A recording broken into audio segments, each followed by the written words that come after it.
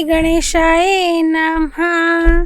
नारायणं नमस्कृत्य नरं चैव नरोत्तमं देवीं सरस्वतीं व्यासं ततो जयमुदीरयेत्। संक्षिप्त महाभारत वन पर्व अध्याय 140 से 145।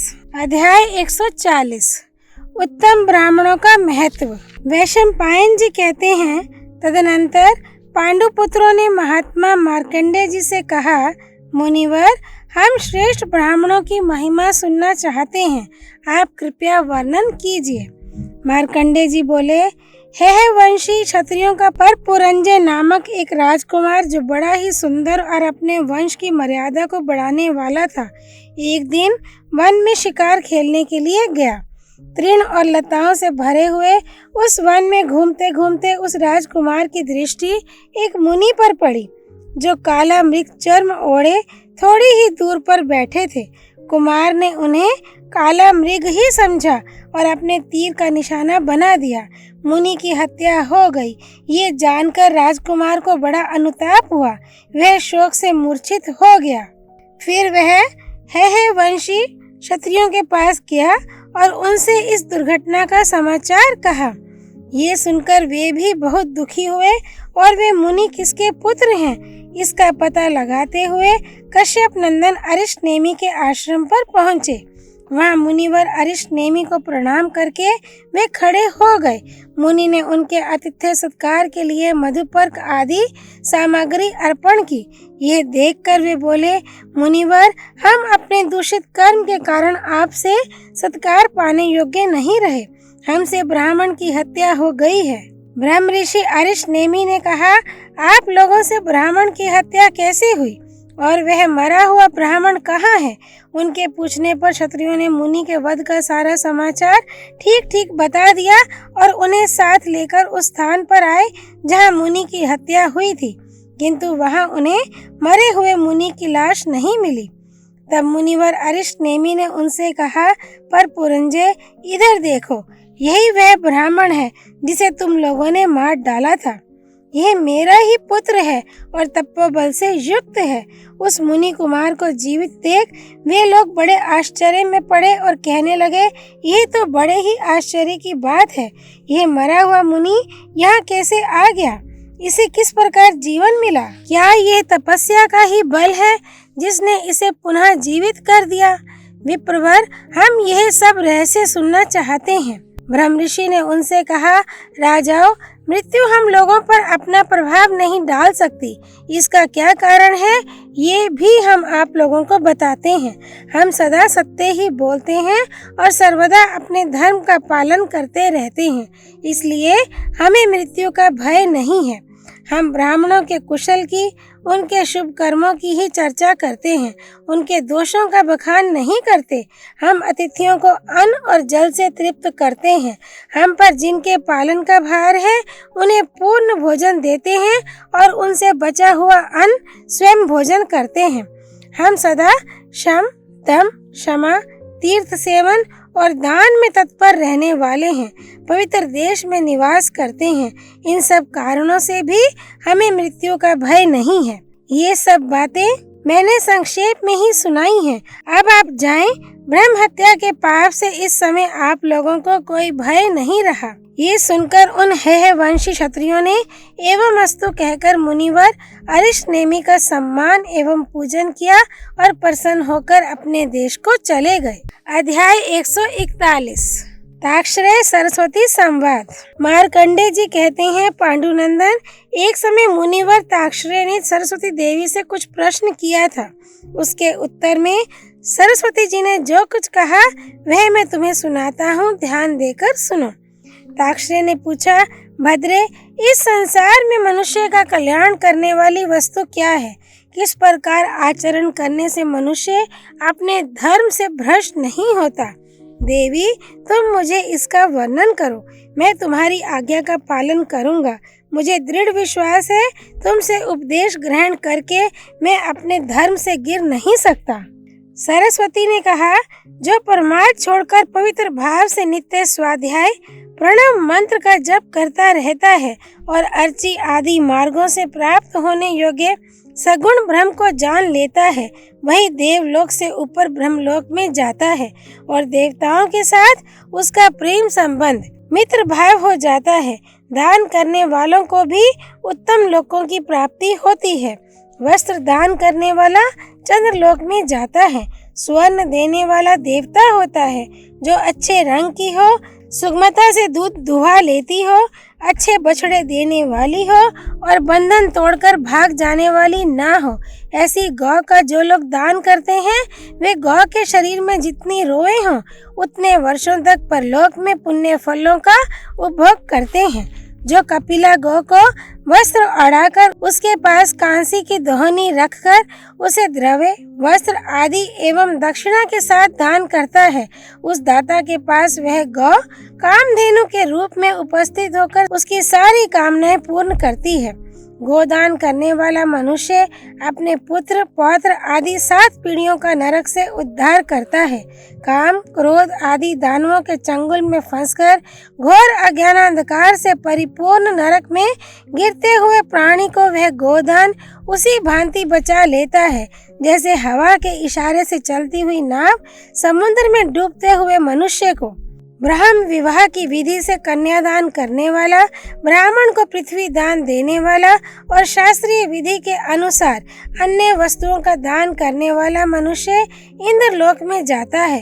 जो सदाचारी रहकर नियम पूर्वक 7 वर्षों तक प्रज्वलित अग्नि में हवन करता है वह अपने पुण्य कर्मों से अपनी 7 ऊपर की और 7 नीचे की पीढ़ियों का उद्धार कर देता है। ताक्षरी ने पूछा, देवी अग्निहोत्र के प्राचीन नियम क्या हैं? सरस्वती ने कहा, अपवित्र अवस्था में और हाथ पैर धोए बिना हवन नहीं करना चाहिए। जो वेद का पाठ और अर्थ नहीं जानता, अर्थ जानने पर भी जिसे उसका अनुभव नहीं है वह अग्निहोत्र का अधिकारी नहीं है।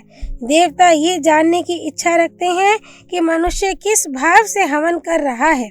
वे पवित्रता चाहते हैं, इसीलिए श्रद्धाहीन पुरुष के दिए हुए हविष्य को स्वीकार नहीं करते। वेद न जानने वाले अश्रोत्रिय पुरुष को देवताओं के लिए हविष्य प्रदान करने के कार्य में नियुक्त ना करे, क्योंकि वैसा मनुष्य जो हवन करता है वह व्यर्थ हो जाता है। अश्रोत्रिय पुरुष को वेद में अपूर्व, अपरिचित कहा गया है। जैसे मनुष्य अपरिचित पुरुष का दिया अन्न भोजन नहीं करता, वैसे ही अश्रोत्रिय का दिया हुआ हविष्य देवता नहीं ग्रहण करते, अतः उसे अग्निहोत्र नहीं करना चाहिए। जो धन आदि के अभिमान से रहित होकर सत्य व्रत का पालन करते हुए प्रतिदिन श्रद्धा पूर्वक हवन करते हैं और हवन से शेष अन्न का भोजन करते हैं, वे पवित्र सुगंध से भरे हुए गौओं के लोक में जाते हैं और वहाँ परम सत्य परमात्मा का दर्शन करते हैं। ताक्षरी ने पूछा, सुंदरी, मेरे विचार से तो तुम परमात्मा स्वरूप में प्रवेश करने वाली क्षेत्रज्ञ, भूता प्रज्ञा, ब्रह्म विद्या और कर्म फल को प्रकाशित करने वाली उत्कृष्ट बुद्धि हो, किंतु वास्तव में तुम क्या हो ये मैं पूछ रहा हूँ। सरस्वती बोली, मैं परापर विद्या रूपा सरस्वती हूँ। तुम्हारा संशय दूर करने के लिए ही यहाँ प्रकट हुई हूँ। आंतरिक श्रद्धा और भाव में मेरी स्थिति है। जहाँ श्रद्धा और भाव हो वहीं मैं प्रकट होती हूँ। तुम निकट हो, इसलिए मैंने तुमसे इन तात्विक विषयों का यथावत वर्णन किया है। ताक्षरी ने पूछा, देवी, जिसे परम कल्याण स्वरूप मानते हुए मुनिजन इंद्रियों का निग्रह आदि करते हैं तथा जिस परम मोक्ष स्वरूप में धीर पुरुष प्रवेश करते हैं, उस शोक रहित परम मोक्ष पद का वर्णन कीजिए, क्योंकि जिस परम मोक्ष पद को सांख्य योगी और कर्म योगी जानते हैं, उस सनातन मोक्ष तत्व को मैं नहीं जानता। सरस्वती बोली, स्वाध्याय रूप योग में लगे हुए तथा तप को ही धन मानने वाले योगी व्रत, पुण्य और योग के साधनों से जिस परम पद को प्राप्त कर शोक रहित हो मुक्त हो जाते हैं, वही परात्पर सनातन ब्रह्म है। वेद वेता उसी परम पद को प्राप्त होते हैं। उस परम ब्रह्म में ब्रह्मांड रूपी एक विशाल बेंत का वृक्ष है। वह भोग स्थान रूपी अनंत शाखाओं से युक्त तथा शब्द आदि विषय रूपी पवित्र सुगंध से संपन्न है। उस ब्रह्मांड रूपी वृक्ष का मूल अविद्या है। अविद्या रूपी मूल से भोग वासनामयी निरंतर बहने वाली अनंत नदियां उत्पन्न होती हैं। वे नदियां ऊपर से तो रमणीय, पवित्र, सुगंध वाली प्रतीत होती हैं तथा मधु के समान मधुर एवं जल के समान तृप्ति करने वाले विषयों को बाह्य करती हैं, परंतु वास्तव में ये सब भुने हुए जौ के समान फल देने में असमर्थ, कुओं के समान अनेक छिद्रों वाली, हिंसा करने से मिल सकने वाली अर्थात मांस के समान अपवित्र, सूखे शाक के समान सार शून्य और खीर के समान रुचिकर लगने वाली होने पर भी कीचड़ के समान चित्त में मलिनता उत्पन्न करने वाली हैं। बालू के कणों के समान परस्पर विलग एवं ब्रह्मांड रूपी बेंत के वृक्ष की शाखाओं में बहने वाली हैं। मुने, इंद्र, अग्नि और पवन आदि देवता मरुद गणों के साथ जिस ब्रह्म को प्राप्त करने के लिए यज्ञों द्वारा जिसका पूजन करते हैं, वह मेरा परम पद है। अध्याय 142। वैवस्वत मनु का चरित्र, महामत्स्य का उपाख्यान। वैशंपायन जी कहते हैं, इसके बाद पांडुनंदन युधिष्ठिर ने मार्कंडेय जी से कहा, अब आप हमें वैवस्वत मनु के चरित्र सुनाइए। मार्कंडेय जी बोले, राजन, विवस्वान सूर्य के एक प्रतापी पुत्र था जो प्रजापति के समान कांतिमान और महान ऋषि था। उसने बद्रिका आश्रम में जाकर एक पैर पर खड़े हो दोनों बाहें ऊपर उठाकर 10,000 वर्ष तक बड़ा भारी तप किया। एक दिन की बात है, मनु चिरिणी नदी के तट पर तपस्या कर रहे थे। वहाँ उनके पास एक मत्स्य आकर बोला, महात्मन, मैं एक छोटी सी मछली हूँ, मुझे यहाँ अपने से बड़ी मछलियों से सदा भय बना रहता है, आप कृपा करके मेरी रक्षा करें। वैवस्वत मनु को उस मत्स्य की बात सुनकर बड़ी दया आई। उन्होंने उसे अपने हाथ पर उठा लिया और पानी से बाहर लाकर एक मटके में रख दिया। मनु का उस मत्स्य में पुत्र भाव हो गया था। उनकी अधिक देखभाल के कारण वह उस मटके में बढ़ने और पुष्ट होने लगा। कुछ ही समय में वह बढ़कर बहुत बड़ा हो गया, अतः मटके में उसका रहना कठिन हो गया। एक दिन उस मत्स्य ने मनु को देखकर कहा, भगवान, अब आप मुझे इससे अच्छा कोई दूसरा स्थान दीजिए। तब मनु ने उसे मटके में से निकालकर एक बहुत बड़ी बावली में डाल दिया। वह बावली 2 योजन लंबी और 1 योजन चौड़ी थी। वहाँ भी वह मत्स्य अनेकों वर्षों तक बढ़ता रहा और इतना बढ़ गया कि अब उसका विशाल शरीर उसमें भी नहीं अंट सका। एक दिन उसने फिर मनु से कहा, भगवान, अब तो आप मुझे समुद्र की रानी गंगा जी के जल में डाल दें, वहाँ मैं आराम से रह सकूंगा, अथवा आप जहाँ ठीक समझें वहीं मुझे पहुँचा दें। मत्स्य के ऐसा कहने पर मनु ने उसे गंगा जी के जल में ले जाकर छोड़ दिया। कुछ काल तक वहाँ रहने के पश्चात वह और भी बढ़ गया। फिर उसने मनु को देखकर कहा, भगवान, अब तो बहुत बड़ा हो जाने के कारण मैं गंगा जी में भी हिल डुल नहीं सकता, आप मुझ पर कृपा करके अब समुद्र में ले चलिए। तब मनु ने उसे गंगा जी के जल से निकाला और ले जाकर समुद्र के जल में डाल दिया। समुद्र में डालने पर उस महामत्स्य ने मनु से हंसकर कहा, तुमने मेरी हर तरह से रक्षा की है। अब इस अवसर पर जो कार्य उपस्थित है उसे मैं बताता हूँ, सुनो। थोड़े ही समय में इस चराचर जगत का प्रलय होने वाला है। समस्त विश्व के डूब जाने का समय आ गया है। अतः एक सुदृढ़ नाव तैयार कराओ, उसमें बटी हुई मजबूत रस्सी बांध दो और सप्तऋषियों को साथ लेकर उस पर बैठ जाओ। सब प्रकार के अन्न और औषधियों के बीजों का अलग अलग संग्रह करके उन्हें सुरक्षित रूप से नाव पर रख लो और नाव पर बैठे बैठे ही मेरी प्रतीक्षा करो। समय पर मैं सींग वाले महामत्स्य के रूप में आऊंगा, इससे तुम मुझे पहचान लेना। अब मैं जा रहा हूँ। उस मत्स्य के कथनानुसार मनु सब प्रकार के बीज लेकर नाव में बैठ गए और उताल तरंगों से लहराते हुए समुद्र में तैरने लगे। उन्होंने उस महामत्स्य का स्मरण किया। उनको चिंतित जानकर वह श्रृंगधारी मत्स्य नौका के पास आ गया। मनु ने उस रस्सी का फंदा उसके सींग में डाल दिया। उससे बंद कर वह मत्स्य उस नाव को बड़े वेग से समुद्र में खींचने लगा और नाव पर बैठे हुए लोगों को जल के ऊपर ही तैराता रहा। उस समय समुद्र में ऊंची ऊंची लहरें उठ रही थीं। पानी के वेग से उसकी गर्जना हो रही थी। प्रलयकालीन वायु के झोंकों से वह नाव डगमगा रही थी। उस समय न भूमि का पता चलता था न दिशाओं का। द्युलोक और आकाश सब जलमय हो रहा था। केवल मन्नु, सप्तऋषि और वह मत्स्य ये ही दिखाई पड़ते थे। इस प्रकार वह महामत्स्य बहुत वर्षों तक महासागर में उस नाव को सावधानी से सब ओर खींचता रहा। इसके बाद वह उस नाव को खींचकर हिमालय की सबसे ऊंची चोटी पर ले गया और उस पर बैठे हुए ऋषियों से हंसकर बोला, हिमालय के उस शिखर में नाव को बांध दो, देरी ना करो। ये सुनकर उन ऋषियों ने शीघ्र ही उस नाव को शिखर में बांध दिया। आज भी हिमालय का वह शिखर नौका बंधन नाम से विख्यात है। इसके बाद महामत्स्य ने पुनः उनके हित की बात कही, मैं भगवान प्रजापति हूँ, मुझसे पर दूसरी कोई वस्तु नहीं उपलब्ध होती। मैंने ही मत्स्य रूप धारण कर तुम लोगों को इस संकट से बचाया है। अब मन्नु को चाहिए कि देवता, असुर और मनुष्य आदि समस्त प्रजा की, सब लोकों की और संपूर्ण चराचर की सृष्टि करें। इन्हें जगत की सृष्टि करने की प्रतिभा तपस्या से प्राप्त होगी और मेरी कृपा से प्रजा की सृष्टि करते समय इन्हें मोह नहीं होगा। ये कहकर वह महामत्स्य अंतर्धान हो गया। इसके बाद जब मन्नु को सृष्टि करने की इच्छा हुई तो उन्होंने बहुत बड़ी तपस्या करके शक्ति प्राप्त की। उसके बाद सृष्टि आरंभ की। फिर तो वे पहले कल्प के समान ही प्रजा उत्पन्न करने लगे।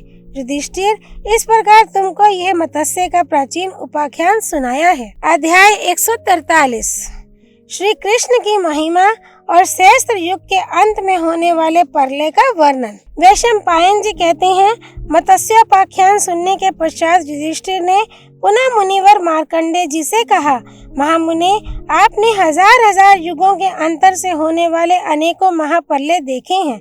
इस संसार में आपके समान बड़ी आयु वाला दूसरा कोई दिखाई भी नहीं देता। आप भगवान नारायण के पार्षदों में विख्यात हैं। परलोक में आपकी महिमा का सर्वत्र गान होता है।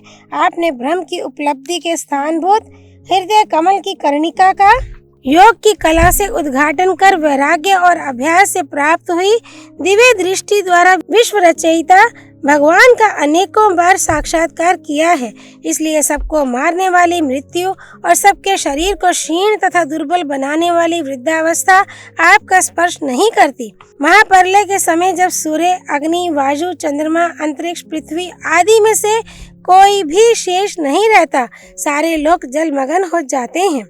स्थावर, जंगम, देवता, असुर, सर्प आदि जातियां नष्ट हो जाती हैं। उस समय पद्म पत्र पर सोने वाले सर्वभूतेश्वर ब्रह्मा जी के पास रहकर केवल आप ही उपासना करते हैं। विप्रवर, ये सारा पूर्वकालीन इतिहास आपका प्रत्यक्ष देखा हुआ है, अनेकों बार अनुभव किया हुआ है। संपूर्ण लोकों में कोई ऐसी वस्तु नहीं जो आपको ज्ञात ना हो। अतः मैं आपसे सारी सृष्टि के कारण से संबंध रखने वाली कथा सुनना चाहता हूँ। मार्कंडेय जी बोले, राजन, मैं स्वयंभू भगवान ब्रह्मा को नमस्कार करके तुम्हें ये कथा सुनाता हूँ। ये जो हम लोगों के पास बैठे हुए पीताम्बरधारी जनार्दन श्री कृष्ण हैं, ये ही इस संसार की सृष्टि और संहार करने वाले हैं। ये ही भगवान समस्त भूतों के अंतर्यामी और उनके रचयिता हैं। ये परम पवित्र, अचिंत्य एवं आश्चर्यमय तत्व हैं। ये सबके कर्ता हैं, इनका कोई कर्ता नहीं है। पुरुषार्थ की प्राप्ति में भी ये ही कारण है। ये अंतर्यामी रूप से सबको जानते हैं, इन्हें वेद भी नहीं जानते। संपूर्ण जगत का प्रलय हो जाने के पश्चात इन आदिभूत परमेश्वर से ही ये संपूर्ण आश्चर्य में जगत इंद्रजाल के समान पुनः उत्पन्न हो जाता है। 4000 दिव्य वर्षों का एक सतयुग बताया गया है। उतने ही 400 वर्ष उसकी संध्या और संध्यांश के होते हैं। इस प्रकार कुल 4800 दिव्य वर्ष सत्ययुग के हैं। 3000 दिव्य वर्षों का त्रेता युग होता है तथा 300 दिव्य वर्ष उसकी संध्या और संध्यांश के होते हैं। इस प्रकार यह युग 3600 दिव्य वर्षों का होता है। द्वापर का मान 2000 दिव्य वर्ष है तथा उतने ही 200 दिव्य वर्ष उसकी संध्या और संध्यांश के हैं। अतः सब मिलकर 2400 दिव्य वर्ष द्वापर के हैं। कलियुग का मान है 1000 दिव्य वर्ष। उसकी संध्या और संध्यांश के मान भी 100 दिव्य वर्ष हैं। इस प्रकार कलियुग 1200 दिव्य वर्षों का होता है। कलियुग के क्षीण हो जाने पर पुनः सत्ययुग का आरंभ होता है। इस प्रकार 12,000 दिव्य वर्षों की एक चतुर्युगी होती है। 1000 चतुर्युग बीतने पर ब्रह्मा का एक दिन होता है। ये सारा जगत ब्रह्मा के दिन पर रहता है। दिन समाप्त होते ही नष्ट हो जाता है। इसी को इस विश्व का प्रलय कहते हैं। सहस्त्र युग की समाप्ति में जब थोड़ा सा ही समय शेष रह जाता है, उस समय कलियुग के अंतिम भाग में प्रायः सभी मनुष्य मिथ्यावादी हो जाते हैं। ब्राह्मण शूद्रों के कर्म करते हैं, शूद्र वैश्यों की भांति धन संग्रह करने लगते हैं अथवा क्षत्रियों के कर्मों से जीविका चलाने लगते हैं। ब्राह्मण यज्ञ, स्वाध्याय, दंड और मृग चर्म आदि का त्याग कर देते हैं। भक्षा भक्ष्य का विचार छोड़ सभी कुछ भक्षण करते हैं तथा जप से दूर भागते हैं और शुद्र गायत्री के जप को अपनाते हैं। इस प्रकार जब लोगों के विचार और व्यवहार विपरीत हो जाते हैं तो प्रलय का पूर्व रूप आरंभ हो जाता है। पृथ्वी पर मलेच्छों का राज्य हो जाता है। महान पापी और असत्यवादी आंध्र, शक, पुलिंद, यवन तथा आभीर जातियों के लोग राजा होते हैं। ब्राह्मण, क्षत्रिय और वैश्य सभी अपने अपने धर्म त्याग कर दूसरे वर्णों के कर्म करने लगते हैं। सबकी आयु, बल, वीर्य और पराक्रम घट जाते हैं। मनुष्य नाटे कद के होने लगते हैं। उनकी बातचीत में सत्य का अंश बहुत कम होता है। उस समय की स्त्रियां भी नाटे कद वाली और बहुत बच्चे पैदा करने वाली होती हैं। उनमें शील और सदाचार नहीं रह जाता। गांव गांव में अन्न बिकने लगता है। ब्राह्मण वेद बेचते हैं, स्त्रियां वेश्यावृत्ति करने लगती हैं। गौएं बहुत कम दूध देती हैं। वृक्षों में फूल फल बहुत कम लगते हैं। उन पर अच्छे पक्षियों के बदले अधिकतर कौवे ही बसेरा लेते हैं। ब्राह्मण लोग लोभवश पातकी राजाओं से भी दक्षिणा लेते हैं। झूठे धर्म का ढोंग करते हैं। भिक्षा मांगने के बहाने 10 दिशाओं में घूम घूम कर चोरी करते हैं। गृहस्थ भी अपने ऊपर टैक्स का भार बढ़ जाने से इधर उधर चोरी करते फिरते हैं। ब्राह्मण मुनियों का वेश बनाकर वैश्यवृत्ति से जीविका चलाते हैं तथा मदिरा पीते और गुरु पत्नी के साथ व्यभिचार करते हैं। जिनसे शरीर में मांस और रक्त बढ़े उन लौकिक कार्यों को ही करते हैं। दुर्बल होने के भय से व्रत और तपस्या का नाम नहीं लेते। उस समय ना तो समय पर वर्षा होती है और ना बोए हुए बीज ही ठीक तरह से जमते हैं। लोग बनावटी तौल नाप से व्यापार करते हैं तथा व्यापारी बड़े कपटी होते हैं। राजन, कोई पुरुष विश्वास कर धरोहर की रीति से उनके यहाँ धन रखते हैं तो वे पापी निर्लज उसकी धरोहर को हड़प जाने का प्रयत्न करते हैं और उससे कह देते हैं कि हमारे यहाँ तुम्हारा कुछ भी नहीं है। स्त्रियां पति को धोखा देकर नौकरों के साथ व्यभिचार करती हैं। वीर पुरुषों की स्त्रियां भी अपने स्वामी का परित्याग करके दूसरों का आश्रय लेती हैं। इस प्रकार जब सहस्त्र युग पूरे होने को आते हैं तो बहुत वर्षों तक वृष्टि बंद हो जाती है। इससे थोड़ी शक्ति वाले प्राणी भूख से व्याकुल होकर मर जाते हैं। इसके बाद 7 सूर्यों का बहुत प्रचंड तेज बढ़ता है। वे 7 सूर्य नदी और समुद्र आदि में जो पानी होता है उसे भी सोख लेते हैं। उस समय जो भी तृण, काष्ठ अथवा सूखे गीले पदार्थ होते हैं वे सभी भस्मीभूत दिखाई देने लगते हैं। इसके बाद संवर्तक नाम की प्रलयकालीन अग्नि वायु के साथ संपूर्ण लोक में फैल जाती है। पृथ्वी का भेदन कर वह अग्नि रसातल तक में पहुंच जाती है। इससे देवता, दानव और यक्षों को महान भय पैदा हो जाता है। वह नाग लोक को जलाकर इस पृथ्वी के नीचे जो कुछ भी है उस सबको क्षण भर में नष्ट कर देती है। इसके बाद अशुभकारी वायु और वह अग्नि देवता, असुर, गंधर्व, यक्ष, सर्प, राक्षस आदि से युक्त समस्त विश्व को ही जलाकर भस्म कर डालते हैं। फिर आकाश में मेघों की घनघोर घटा घिर आती है। बिजली कौंधने लगती है और भयंकर गर्जना होती है। उस समय इतनी वर्षा होती है कि वह भयानक अग्नि शांत हो जाती है। ये मेघ 12 वर्ष तक वर्षा करते रहते हैं। इससे समुद्र मर्यादा छोड़ देते हैं, पर्वत फट जाते हैं और पृथ्वी जल में डूब जाती है। तत्पश्चात पवन के वेग से आपस में ही टकराकर ये मेघ भी नष्ट हो जाते हैं।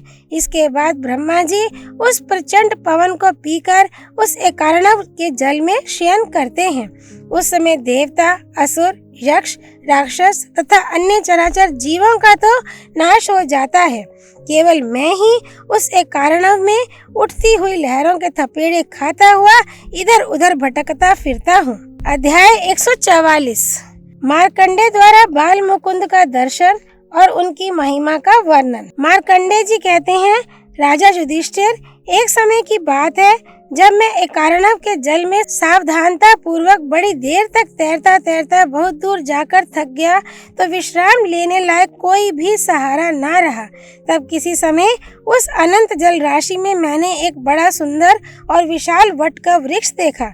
उसकी चौड़ी शाखा पर एक नयनाभिराम श्याम सुंदर बालक बैठा था। उसका मुख कमल के समान कोमल और चंद्रमा के समान नेत्रों को आनंद देने वाला था तथा उसकी आंखें खिले हुए कमल के समान विशाल थीं। राजन, उसे देखकर मुझे बड़ा आश्चर्य हुआ। सोचने लगा, सारा संसार तो नष्ट हो गया, फिर यह बालक यहाँ कैसे सो रहा है? मैं भूत, भविष्य और वर्तमान तीनों कालों का ज्ञाता हूँ, तो भी अपने तपोबल से भली भांति ध्यान लगाने पर भी उस बालक को न जान सका। तब वह बालक, जिसकी अतसी पुष्प के समान श्याम सुंदर कांति थी और जिसके वक्ष स्थल पर श्रीवत्स शोभा पा रहा था, मेरे कानों में अमृत उड़ेलता हुआ सा बोला, मार्कंडे, मैं जानता हूँ तुम बहुत थक गए हो और विश्राम लेने की इच्छा रखते हो, अतः हे मुने, तुम पर कृपा करके मैं ये निवास दे रहा हूँ। उस बालक के ऐसा कहने पर मुझे अपने दीर्घ जीवन और मनुष्य शरीर पर बड़ा खेद हुआ। इतने ही में बालक ने अपना मुंह फैलाया और दैव योग से मैं परवश की भांति उसमें प्रवेश कर गया। सहसा उसके उदर में जा पड़ा। वहाँ मुझे समस्त राष्ट्रों और नगरों से भरी हुई यह पृथ्वी दिखाई दी। मैंने उसमें गंगा, यमुना, चंद्रभागा, सरस्वती, सिंधु, नर्मदा और कावेरी आदि नदियों को भी देखा तथा रत्नों और जल जंतुओं से भरा हुआ समुद्र, सूर्य और चंद्रमा से शोभायमान आकाश तथा पृथ्वी पर अनेकों वन उपवन भी देखे। वहाँ मैंने वर्णाश्रम धर्म का यथावत पालन होते देखा। ब्राह्मण लोग अनेकों यज्ञों द्वारा यजन कर रहे थे। क्षत्रिय राजा सब वर्णों की प्रजा का अनुरंजन करते, सबको सुखी और प्रसन्न रखते थे। वैश्य लोग न्याय पूर्वक खेती का काम और व्यापार कर रहे थे और शूद्र तीनों द्विजातियों की सेवा में संलग्न थे। तदनंतर उस महात्मा के उदर में भ्रमण करता हुआ जब आगे बढ़ा तो हिमवान, हेमकोट, निषद, श्वेतगिरी, गंधमादन, मंदराचल, नीलगिरी, मेरु, विंध्याचल, मल्लय, पारियात्र आदि जितने भी पर्वत हैं सब मुझे दिखाई पड़े। वहाँ इधर उधर विचरते विचरते मैंने इंद्र आदि देवता, रुद्र, आदित्य, वसु, अश्विनी कुमार, गंधर्व, यक्ष, ऋषि तथा दैत्य और दानवों के समूहों को भी देखा। कहाँ तक कहूँ, इस पृथ्वी पर जो कुछ भी चराचर जगत मेरे देखने में आया था सब उस बालक के उदर में मुझे दिख पड़ा। मैं प्रतिदिन फलाहार करता और घूमता रहता। इस प्रकार 100 वर्ष तक विचरता रहा, किंतु कभी उसके शरीर का अंत ना मिला। अंत में मैंने मन वाणी से उस वरदायक दिव्य बालक की ही शरण ली। बस सहसा उसने अपना मुख खोला और मैं वायु के समान वेग से अकस्मात उसके मुख से बाहर आ गया। देखा तो वह अमित तेजस्वी बालक पहले ही की भांति सारे विश्व को अपने उदर में रखकर उसी वट वृक्ष की शाखा पर विराजमान है। मुझे देखकर उस महाकांति वाले पीताम्बरधारी बालक ने प्रसन्न होकर कुछ मुस्कुराते हुए कहा, मार्कंडे, मैं पूछता हूँ, तुमने मेरे इस शरीर में अब विश्राम तो कर लिया है ना?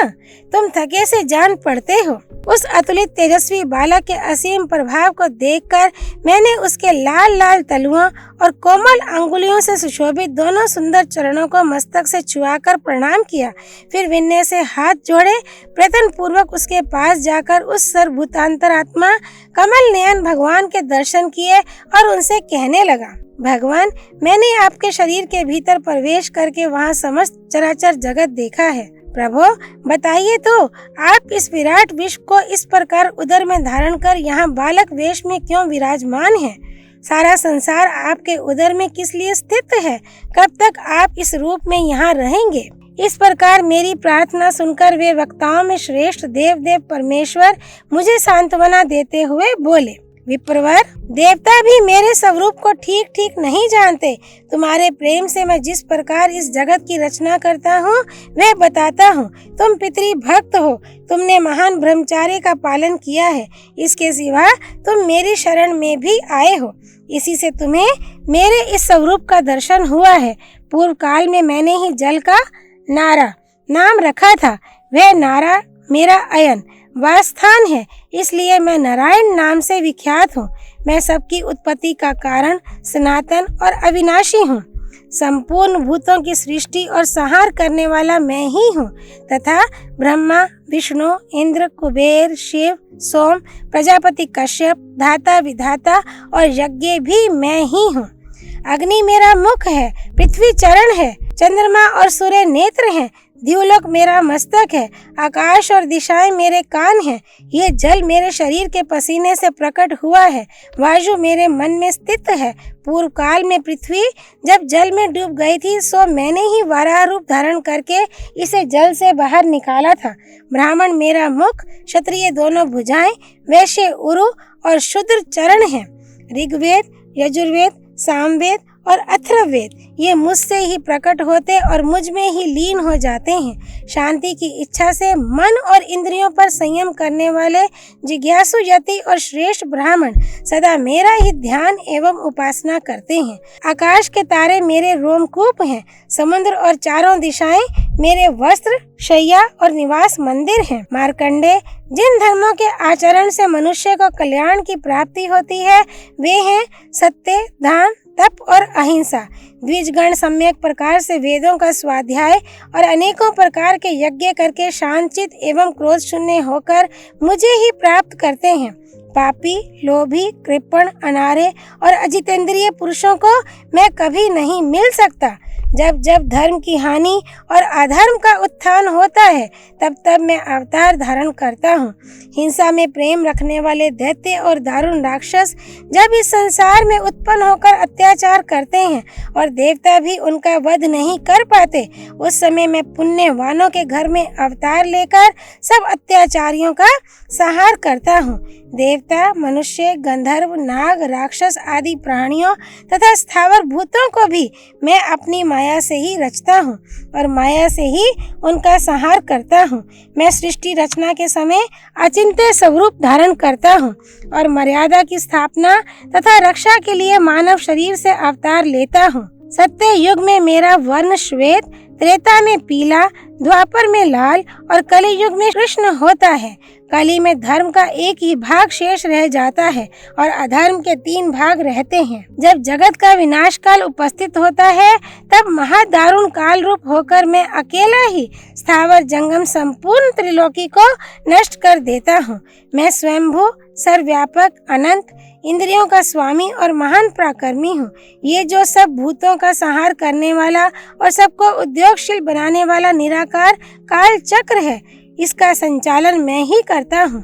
हे मुनि श्रेष्ठ, ऐसा मेरा स्वरूप है। मैं संपूर्ण प्राणियों के भीतर स्थित हूँ, किंतु मुझे कोई नहीं जानता।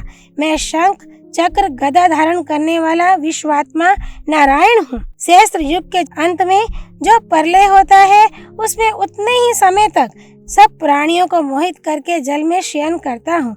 यद्यपि मैं बालक नहीं हूँ, फिर भी जब तक ब्रह्मा नहीं जागता तब तक बालक रूप धारण करके यहाँ रहता हूँ। विप्रवर, इस प्रकार मैंने तुमसे अपने स्वरूप का उपदेश किया है, जिसको जानना देवता और असुरों के लिए भी कठिन है।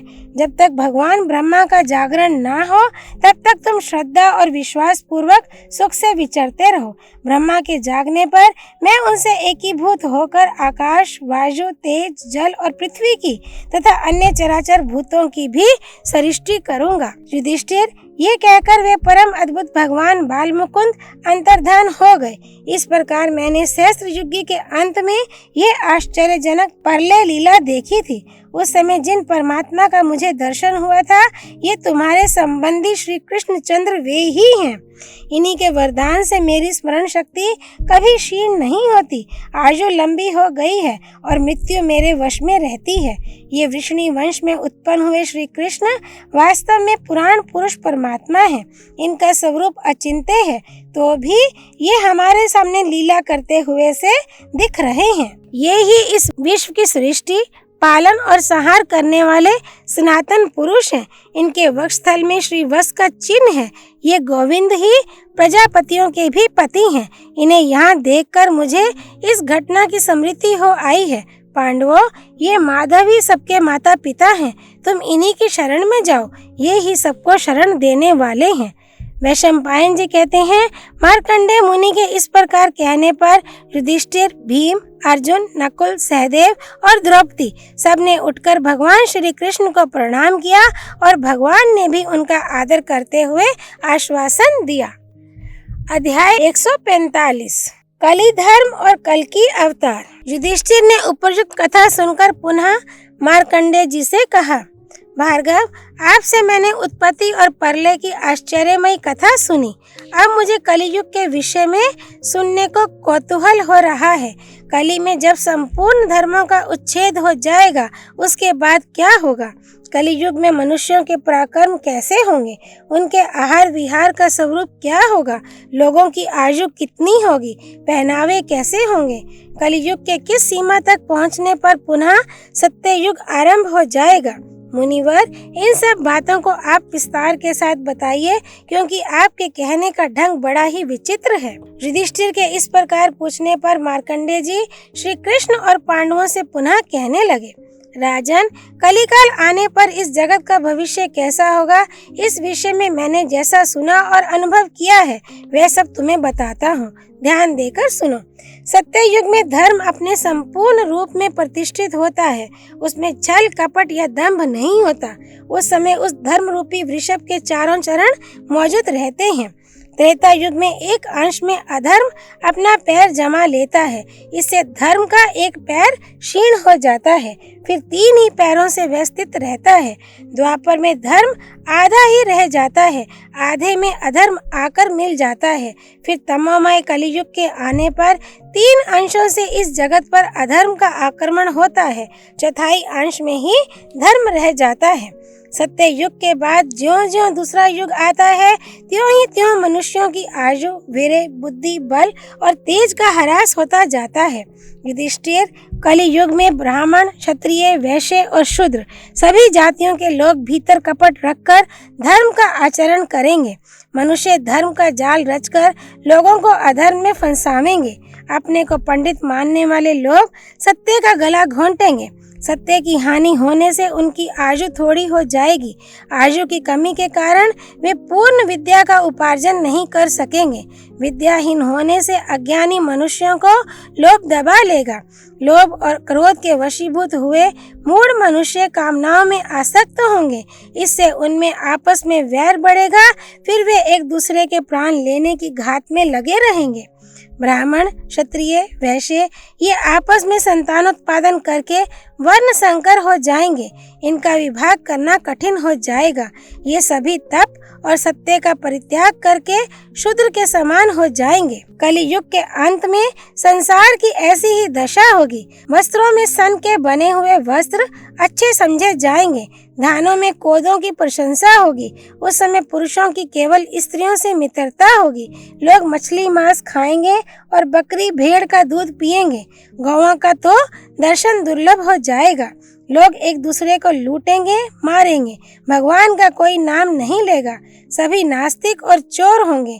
पशुओं के अभाव में खेती बाड़ी सब चौपट हो जाएगी। लोग कुदाल से खोदकर नदियों के तट पर अनाज बोएंगे, उनमें भी फल बहुत कम मिलेगा।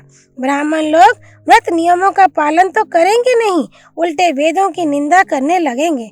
शुष्क तर्कवाद से मोहित होकर वे यज्ञ होम सब कुछ छोड़ देंगे। लोग गायों और 1 साल के बछड़ों के गंधों पर जुआ रखकर हल में जोतेंगे और सब लोग अहम ब्रह्मास्मि कहकर बड़ी बकवाद करेंगे। तथापि जगत में कोई भी उनकी निंदा नहीं करेगा। सारा जगत मलेच्छवत व्यवहार करेगा। सत्कर्म और यज्ञ आदि का कोई नाम भी ना लेगा। समस्त विश्व आनंदहीन उत्सव शून्य हो जाएगा। लोग प्रायः दीनों, असहायों और विधवाओं का धन हर लेंगे। क्षत्रिय लोग तो जगत के लिए कांटा बन जाएंगे, मान और अहंकार में चूर रहेंगे, प्रजा की रक्षा तो करेंगे नहीं, उनसे रुपए ऐंठने के लिए लोभ अधिक रखेंगे। राजा कहलाने वाले लोगों को सिर्फ प्रजा को दंड देने का शौक होगा। लोग इतने निर्दयी हो जाएंगे कि सज्जन पुरुषों पर भी आक्रमण करके उनके धन और स्त्री का बलात् से उपभोग करेंगे। उन्हें रोते बिलखते देखकर भी दया नहीं आवेगी। ना तो कोई किसी से कन्या की याचना करेगा और ना कोई कन्यादान ही करेंगे। कलियुग के वर कन्या अपने आप ही स्वयंवर कर लेंगे। उस समय के मूर्ख और असंतोषी राजा सब तरह के उपायों से दूसरों के धन का अपहरण करेंगे। हाथ हाथ को लूटेगा। अपने सगे संबंधी ही संपत्ति को हरण करने वाले हो जाएंगे। ब्राह्मण, क्षत्रिय और वैश्यों का नाम भी नहीं रह जाएगा। सब एक जाति के हो जाएंगे। भक्ष्य अभक्ष्य का विचार छोड़कर सब लोग एक सा ही आहार करेंगे। स्त्री और पुरुष सब स्वेच्छाचारी होंगे। वे एक दूसरे के कार्य और विचार को सहन नहीं कर सकेंगे। श्राद्ध और तर्पण उठ जाएगा। ना कोई किसी का उपदेश सुनेगा और ना कोई किसी का गुरु होगा। सब अज्ञान में डूबे रहेंगे। उस समय मनुष्य की अधिक से अधिक आयु 16 वर्ष की होगी। 5 ही 6 वर्ष की उम्र में कन्याएं गर्भवती होकर संतान उत्पन्न करेंगी। 7-8 वर्ष की उम्र वाले पुरुष स्त्री समागम करके संतानोत्पादन करने लगेंगे। अपने पति से स्त्री और अपनी स्त्री से पति संतुष्ट ना होंगे। दोनों ही अतृप्त रहकर पर पुरुष और पर स्त्री का सेवन करेंगे। व्यापार में क्रय विक्रय के समय लोभ के कारण सभी सबको ठगेंगे। क्रिया के तत्व को ना जानकर भी उसे करने में प्रवृत्त होंगे।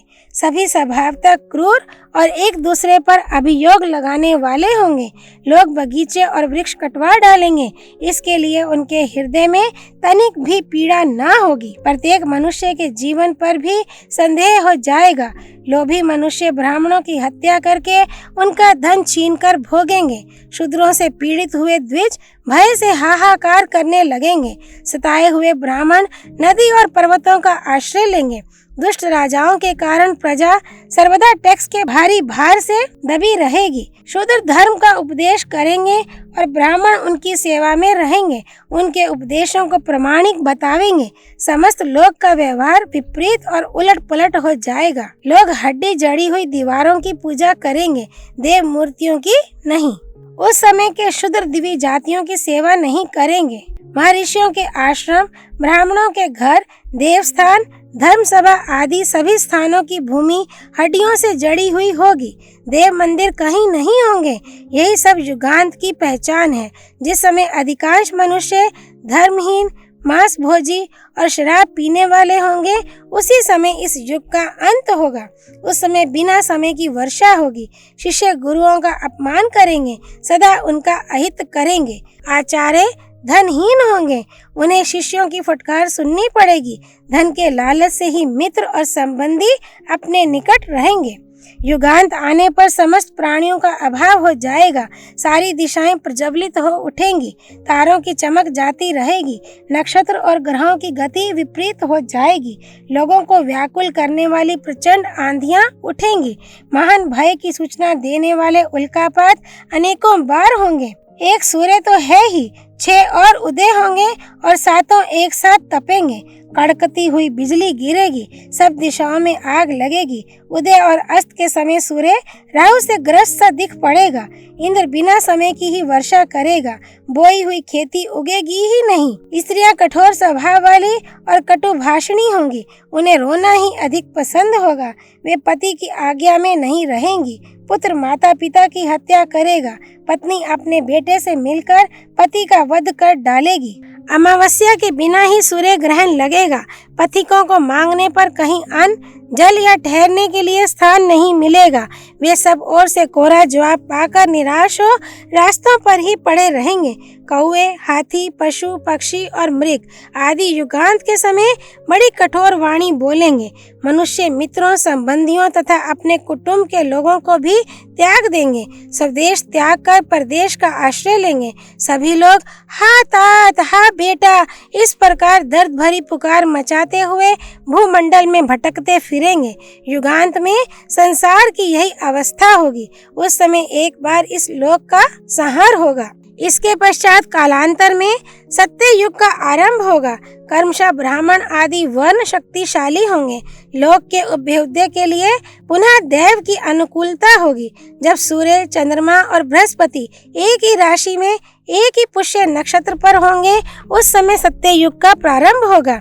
फिर तो मेघ समय पर पानी बरसाएंगे, नक्षत्रों में तेज आ जाएगा, ग्रहों की गति अनुकूल हो जाएगी, सबका मंगल होगा तथा सुभिक्ष और आरोग्य का विस्तार होगा। उस समय काल की प्रेरणा से शंभल नामक ग्राम के अंतर्गत विष्णु यशा नाम के ब्राह्मण के घर में एक बालक उत्पन्न होगा। उसका नाम होगा कल्की विष्णु यशा। वह ब्राह्मण कुमार बहुत ही बलवान, बुद्धिमान और पराक्रमी होगा। मन के द्वारा चिंतन करते ही उसके पास इच्छानुसार वाहन, अस्त्र शस्त्र, योद्धा और कवच उपस्थित हो जाएंगे। वह ब्राह्मणों की सेना साथ लेकर संसार में सर्वत्र फैले हुए मलेच्छों का नाश कर डालेगा। वही सब दुष्टों का नाश करके सत्य युग का प्रवर्तक होगा। धर्म के अनुसार विजय प्राप्त कर वह चक्रवर्ती राजा होगा और इस संपूर्ण जगत को आनंद प्रदान करेगा। ओम तत्सत। नारायण स्वरूप भगवान श्री कृष्ण की जय। भगवती सरस्वती देवी की जय। भगवान व्यास परम ऋषि श्री कृष्ण द्वैपायन की जय। श्री हरि अर्पणमस्तु।